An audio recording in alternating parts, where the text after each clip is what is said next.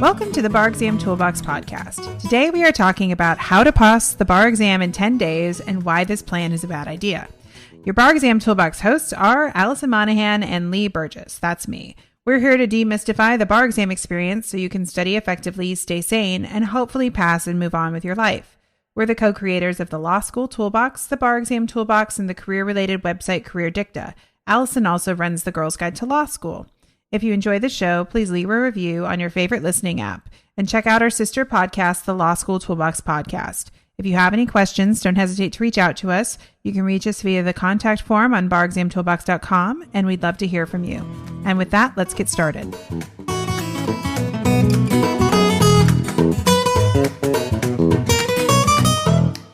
Welcome back to the Bar Exam Toolbox podcast. Today, we're discussing how to pass the bar in 10 days and why this is probably a really bad idea. So a few years back, we had a student hire us to help him pass the bar while he was studying for only 10 days. He did not come to us 10 days before the bar exam. Right. This was a plan we all set up in advance. We encouraged him to study longer, of course. But, this was the time he had available. So we kind of made it work. Yeah. And you studied for the bar exam in just a few weeks. I did. Yeah. So this is somewhat similar to what happened to you. It's not but dissimilar. Not exactly. Yeah. I took 2 bar exams. I took the first in Massachusetts, and then while I was working, I took California. And in both cases, for various reasons, I really ended up studying just for a few weeks. I'm not recommending that people do this. I think it is pretty stressful. It's definitely not for everyone. But, if you find yourself in this type of situation where you've got very limited time, whether it's because of a work situation, maybe a personal situation, or, frankly, for some people, if you're just have fallen so far behind that you feel like you've done nothing and you're looking at just a few weeks to the exam, here are suggestions on basically how to clean up your act and at least do what you can for that final push and give yourself the best shot you can at passing. Yeah. One other caveat we should probably add to this is, I think this is true in your case and also the person we developed this 10-day plan for, they were both really good exam takers. You have not struggled. You don't struggle with standardized tests. This other person. As I recall, he had also taken it basically cold the first time and almost passed. Yeah, and he was Ivy League educated. He had done well in standardized tests before.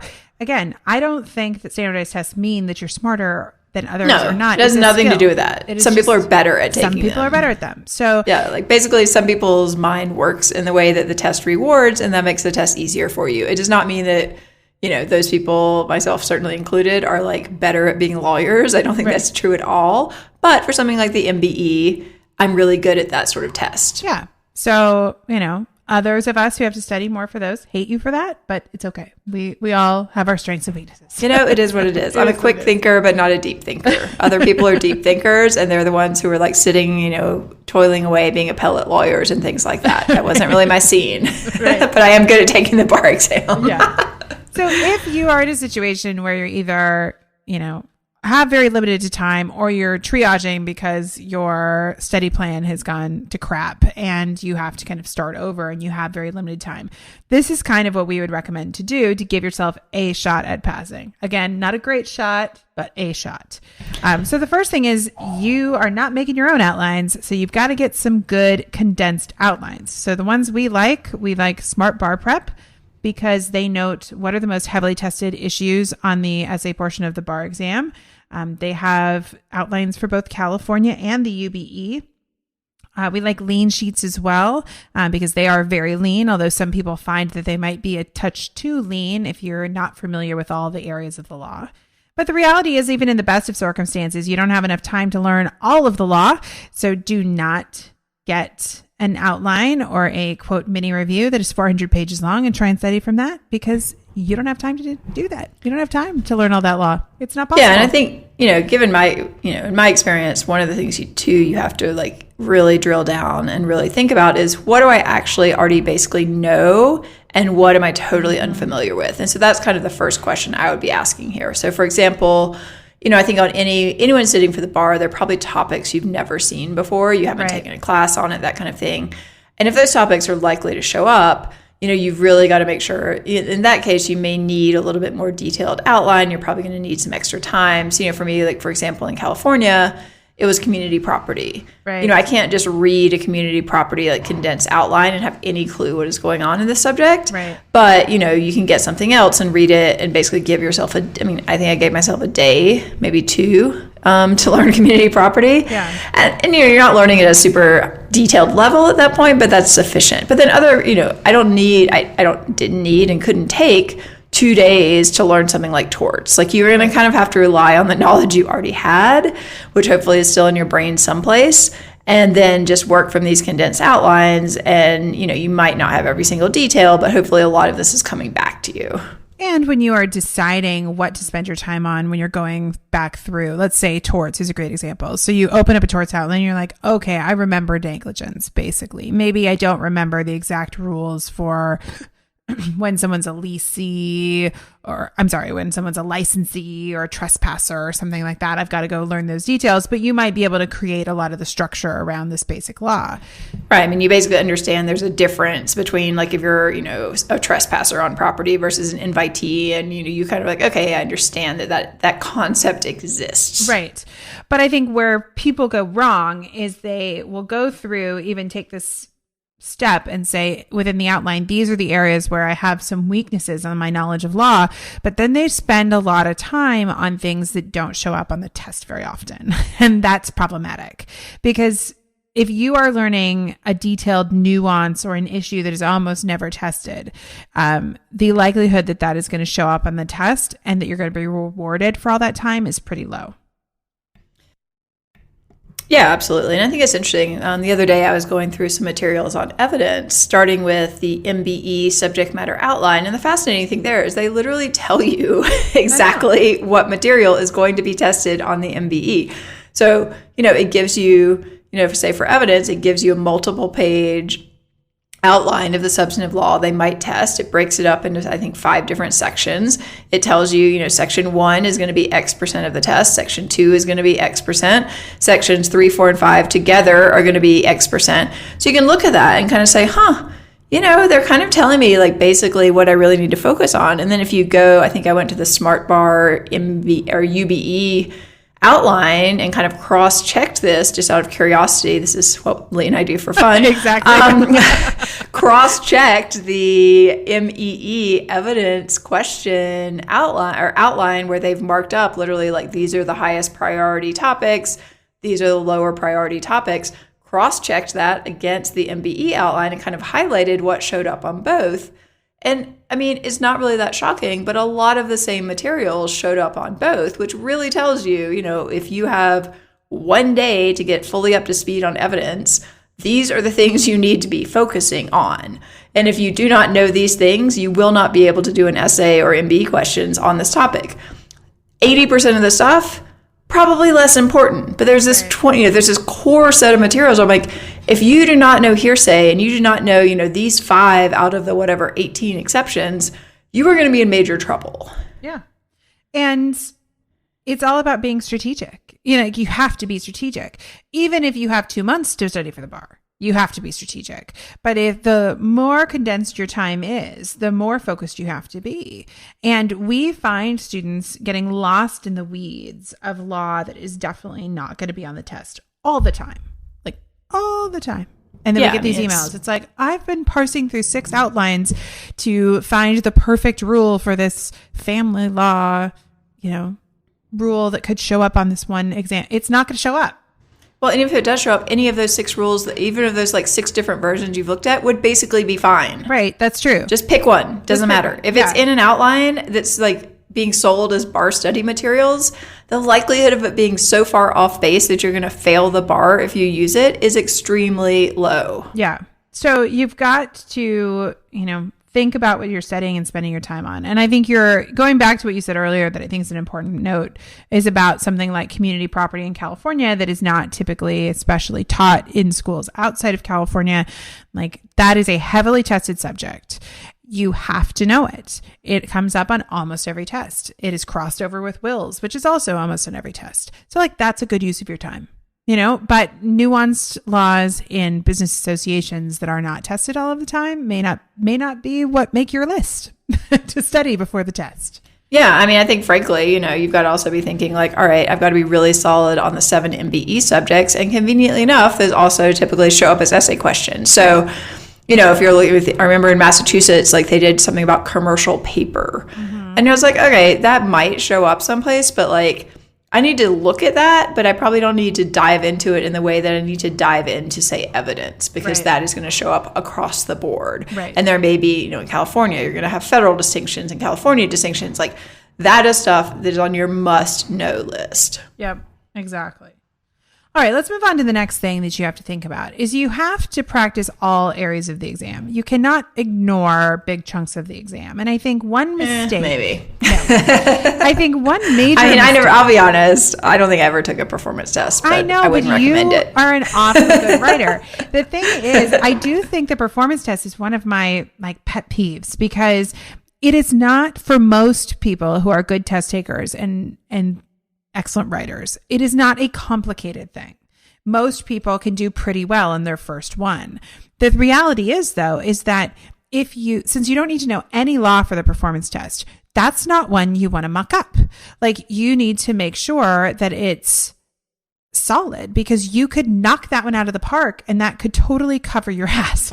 Right. I mean, I'm sure that part of the reason I passed is because I did well in the performance test. I shouldn't say like I didn't do anything on it. I definitely read a few and maybe like looked at some answers. I didn't go into it totally cold, but I don't think I wrote any. Yeah. I mean, again, like I was in triage mode. I was like, I don't think this is necessary for me personally in this situation. There are better ways to spend my time, but I'm at least going to look at it. And I think that even doing that is more than some people do. Because some people go and be like, well, the first performance test I went through was on the exam day. And I'm like, I think that's kind of a mistake. I don't think that should be a rough draft. Like even if you don't have time to really do a deep dive, you at least need to get familiar with the format. You at least need to have read through a packet or two and maybe tried to outline a question just to see what the game is. So you can know going in, what's going to be asked of you, because that part, if you are in triage mode, you absolutely have to pass. There's no excuse for not passing the performance test portion because you don't need to know any law for it. It's magical. Okay. So that is my standing on a soapbox moment about the performance test. I mean, like you realize you're talking to someone who didn't realize they tested professional responsibility. I know. And yet I still started this business with you. Too bad we had not met at that point. You would have been like, yeah, that's on every test. You probably ought to study it. I mean, honestly, like I really feel like, I'm almost certain that if I had only graded my essays in California, I would have failed. I mean, let's just be honest. Right. But so I think you are though the poster child for make sure you are prepared for all parts of the test, somewhat at least, because you need these other scores to pull you up when you bomb a question. Yeah, no, I figured I would focus on the MBE stuff that I'd already studied before, try to get the highest score possible on that, CYA with the performance test, and then hope for the best on the essays. Exactly. Which is pretty much what happened. Yeah. Okay, so the performance test is important. We've already kind of covered that. But I also think it's important with the practice that you also make sure that your practice is timed. One of the things that I think can be somewhat indulgent that folks do when they're studying for the test, whether they're studying for 2 months, 6 months, or 10 days, is that they spend way too much time doing essays and performance tests. I don't really care if you can write the best performance test in 2.5 hours because no one's going to read that second hour of work.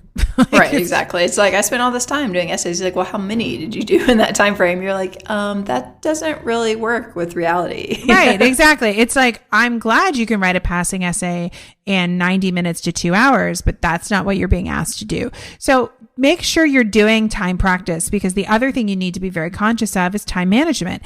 If you get a set of essays and you see the subjects and you realize that 2 of them are going to be probably pretty bad. Let's just say you get, a group of essays. In California, it'd be 5, and the MBE would be 6. And you're like, 2 of these are not going to go particularly well. You want to make sure that you don't burn extra time on those. You need to just give them time to get as many points possible out of it and then like move on to the next one, because maybe the next one you can pass, get some extra points out of to cover the problem with the essay that was kind of a bomb. Yeah, I think you've got to be brutally realistic about this. And so you do need to be writing timed essays as soon as possible, because you need to really see, say you're doing the MBE and you see that every single essay that you do in 30 minutes is not anywhere close to finish. It's like, okay, well, that's a problem you need to solve right now. Right. But you might not be able to solve that problem if you're giving yourself like, oh, it's only the first week I'm studying. I'll give myself 40 minutes. Like, no, that's ridiculous. You don't have time to do that. No, you don't. Maybe if you were studying for 2-3 months, you have the luxury to do that, but not if you're studying for 10 days. I even think it can be overindulgent, even if you're studying a little bit longer. But that's just me.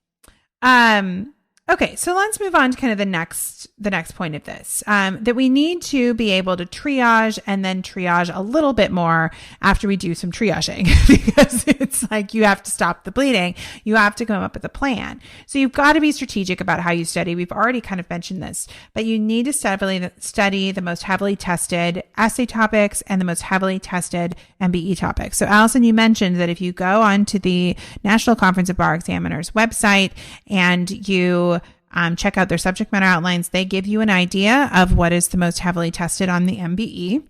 And we have this fantastic tool called the Brainy Bar Bank, which will also tell you the most heavily tested essays on the UBE or the California Bar. And also within those essays, within those subjects, link to the essays for individual topics that are also very heavily tested. So if you go through and you're like, evidence, hearsay, what are the most heavily tested hearsay issues? And maybe the top one is present sense impression. Well, then I would know that one. Probably also excited utterance, because they go together typically. And so I'd click on the link to present sense impression, and it's going to give you a list of 8 recent, in the last decade or so, bar questions that are all about present sense impression. And so you should practice those. Yeah, I was actually really surprised when I looked at the Smart Bar outline for the evidence questions on the UB. I was actually surprised how few of the different hearsay exceptions really were tested, and how regularly the ones that did show up. And so I went into the Brainy Bar Bank, which is basically a tool that I created because I wanted it when I was studying myself, and looked, and it was totally correct. It was like, yep, that really is a small subset of these that are pretty regularly tested. So unless you've looked at that, you might, I don't want to say wasting your time, because one of these other things could show up, but it's much less likely to show up. Right. And, you've got to play odds at this point. We talk about it as gambling, but don't put too much weight on predictions and don't gamble too much. And so I am one of these people. I don't like to gamble. If I'm going to waste money, I'd rather go shopping or go to the spa. Like I just don't like to gamble. I love gambling. I know, but that's because you're a math person. All my math friends well, love also, to gamble. I know. Well, that's true too. You understand the odds. But yeah, I also really only like gamble if I'm playing with the casino's money. But if I won something, like I'll go play craps. That's fun. Well, yeah, that's true. I will typically, I'm one of those people who like goes to Vegas with like, $200 in cash, and I leave all my like credit cards. Well, this was in more of my like, when I would get drunk in Vegas and Your go do wild stuff days. Not my like, now if I go to Vegas, I go to like Mother a nice dinner. I go to a nice dinner and go to bed early. But when I'm back in my more exciting days, I would typically be like, okay, well, I have like $200 to blow, going through the casinos or doing whatever we were doing.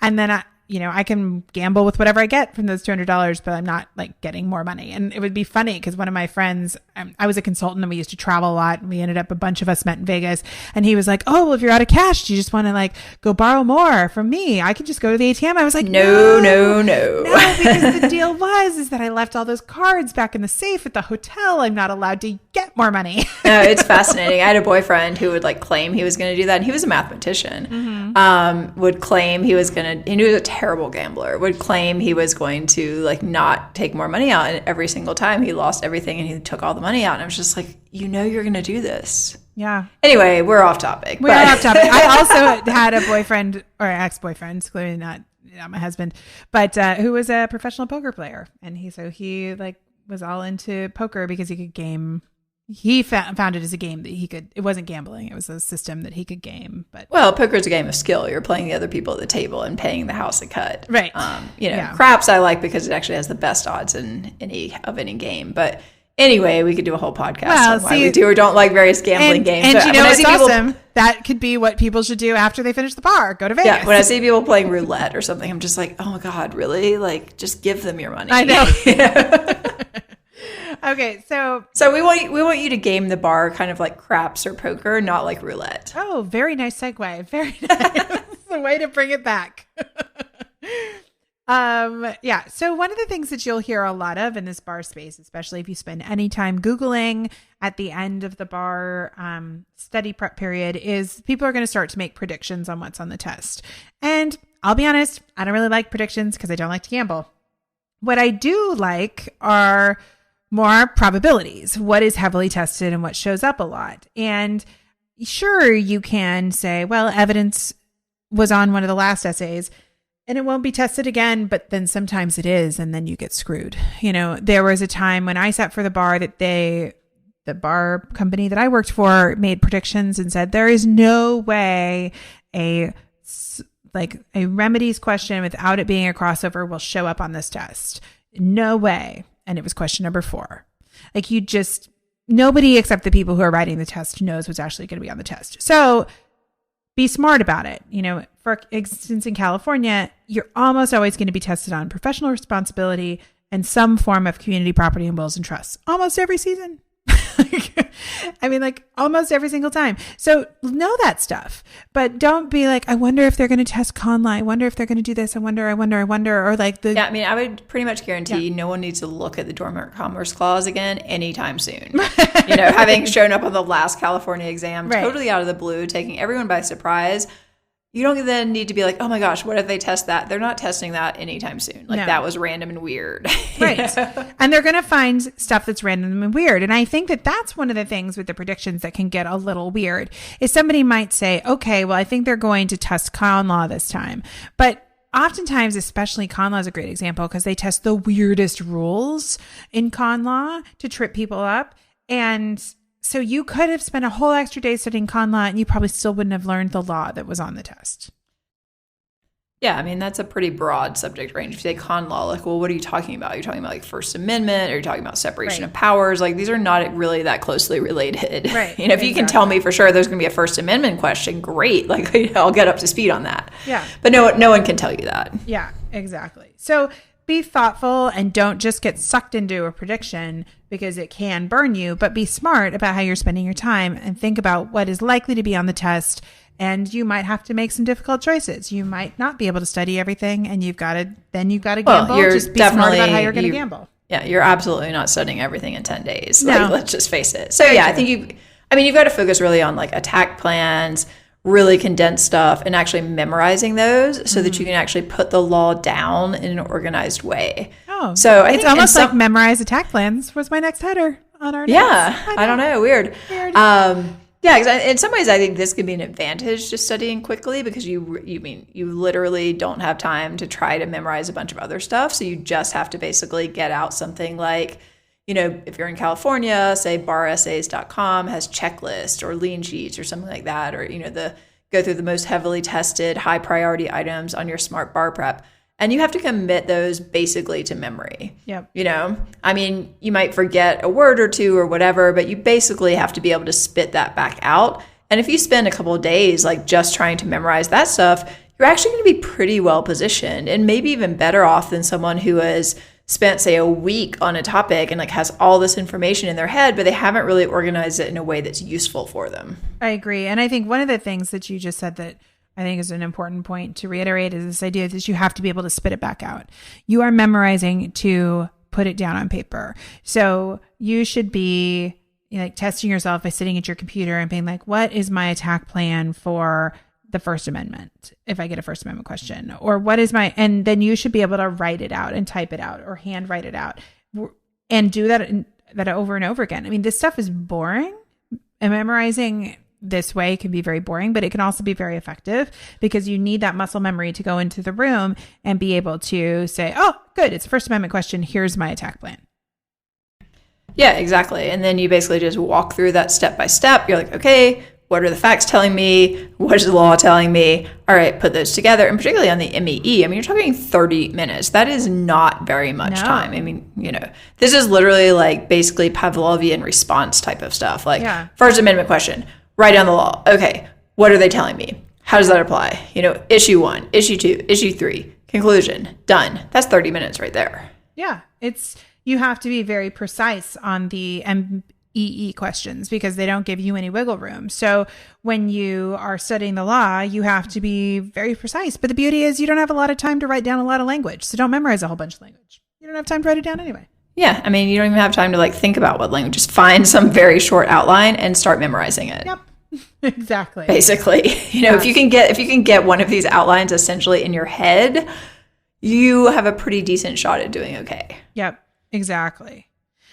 So the other thing to focus on linked to this memorization is you need to make sure that everything you are doing to study is active learning, which is usually linked to practice. So you need to practice MBE questions or essays that are heavily tested and then review them and correct mistakes and then get feedback on them if you can, especially the writing. So this student who hired us to pass the bar in 10 days, when we developed his program, the program had him turning in work to us every single night. And we had tutors who agreed to review that work that night and then get him feedback by noon the next day or something like that. So he could then make any shifts that he needed to, and then he would do more practice the next day. And so we were able to, while he was doing this active learning practice of applying the law, help him clean up his writing to collect additional points as possible. And I don't know, because we'll never know his scores. California never releases passing scores.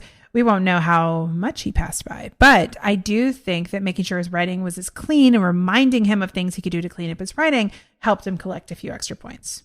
Yeah, because there are certain things, even for anyone, you can collect extra points just by making yourself, every single time you make an argument, use the word because. Right. So it's like, this is a present sense impression because state the factual reason you think this is a present sense impression. Right.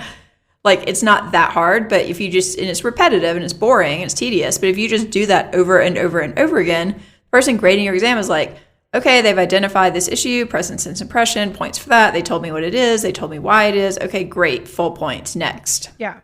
That's it. That's it. I mean, that's it. It's not that complicated. Yeah. I think the other thing that you have to work on when you're doing this practice is faking confidence. If you don't have any confidence, you got to fake it because the bar examiners can smell fear. It's like they know when you're writing something wishy-washy. And so if you write like you don't know what you're talking about, that's what they're going to see and assume you don't know what you're talking about. So if you write with confidence, even if you make up the law, you need to be like, this law is this, even if it's wrong. Yeah, I think some of it's just a personality characteristic. I remember my law firm boss once coming to me and saying, "You're really dangerous." I'm like, "Why?" She's like, "Because you always sound like you know what you're talking about." And I now realize that only about 90% of the time do you actually know what you're talking about. And 10% of the time you are totally making it up. And if you're totally making it up, you need to tell me that because I can't tell the difference. I was like, amazing. Wow, that's awesome. So then she's like, you need to tell me of the things that you're not certain about. Yeah. Yeah. I mean, you would never write a brief and start with, this is a really sketchy argument, but here it goes, and I think I have read bar exam answers where I could be like, you didn't know what you were talking about. Not because the law's wrong, because of how they wrote it. Yeah. I think you just have to basically be like, this is the California distinction for this rule of evidence that I really don't know what is federal and what is California. And the federal rule in this case is X. The California rule in this case is Y. Those may or may not be correct. Just pretend they're correct and keep going. Right. And keep with the IRAC and go ahead and do the analysis and get as many points as possible. You have to remember how fast the graders are grading these essays. You are not even sure that they are going to notice if part of a rule is wrong, if it's close. So you just do your best. But if you give them red flags and wave flags up that are like, I don't know what I'm talking about, right, they're going to read it very carefully And then they're going to realize you don't know what you're talking about. Or if you don't mention that there is a distinction because you can't, like, if you say, for example, okay, you read this question, you're like, okay, there's a rule around this. I remember that they're different, but I can't remember what the difference is. So I'm just going to not mention it. Yeah. Like, you're much better off making something up at that point. Right. Because at least then you get points for recognizing that there is a distinction and then talking about it. Yep. Exactly. So I think some of this, I mean, like you said with the student we worked with, is like, you can't forget the easy stuff, so write in an IRAC format, be professional, like finish the test, stay on your time frames, don't make simple mistakes and things like that. Yeah. I mean, get all the points that are easily accessible to you. And I played tennis growing up, and my dad would always be like, you don't have to always win. You just have to not give very many points away. It's basically you can let the other person lose. Right. Yeah. And, I was like, that's a really good life skill that I've kind of taken with me. It's like, it's not always about knocking the bar exam out of the park, but it's just about not giving stuff away. Oftentimes many graders will say that every piece of paper they get put in front of them is basically like a low pass. And it is your job to either convince them that you get a higher score than that, or to disappoint them and get a lower score. So your goal is to just not disappoint them. And so do what you can to just convince them that you should get a higher score. That's really your job. And that can be done a lot of very simple ways. Yeah, you don't need to stand out here. You don't need to make like 75s across the board to pass the bar. Yeah. You basically, you need to be in the like 60, 65 range if you're good at the MBE and pretty good at the performance test. Like, you can have 1 or 2 disastrous essays if it comes down to that, if you're really good at other things.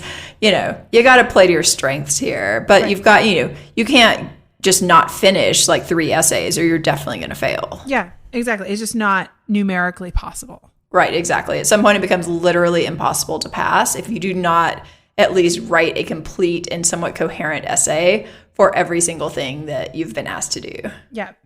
So there may be some people who have been listening to the last almost half hour of us to talk who are panicking and don't know what to do, because you may have 10 days, 2 weeks left, and you've had one of these situations come up where you have no more time. And you probably should not be spending your time listening to this podcast, but too late now. Right. But maybe we gave you some tips. Who knows? But anyway, turn us off and get to work, because there's no magic bullet to passing the bar.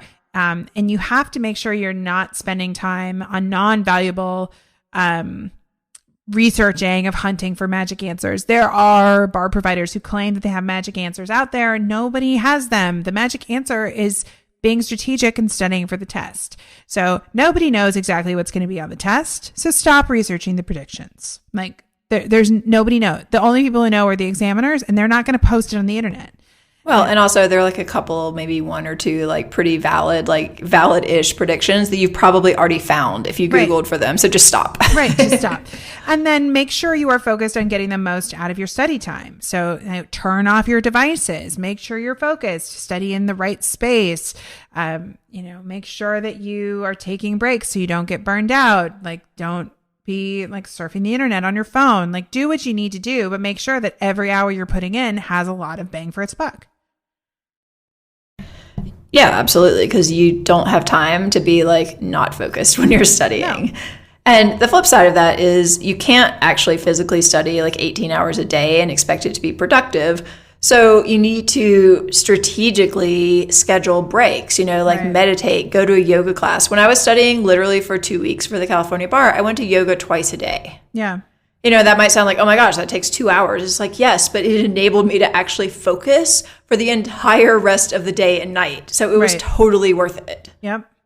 And if you're spinning out of control from anxiety or lack of focus, then you're not getting anything done. So taking some time to get your act together and to feel better and more centered is going to make the studying more productive, which is going to lead you to doing better on the exam. Yeah. And at some point, honestly, having been in this scenario, you just have to kind of like take a deep breath, try to focus your mind, try to put aside the fact that you think you're probably getting ready to fail the bar, and just go and take the test and do the best you can. That's all you can do. Yeah. So to close this podcast, get to work.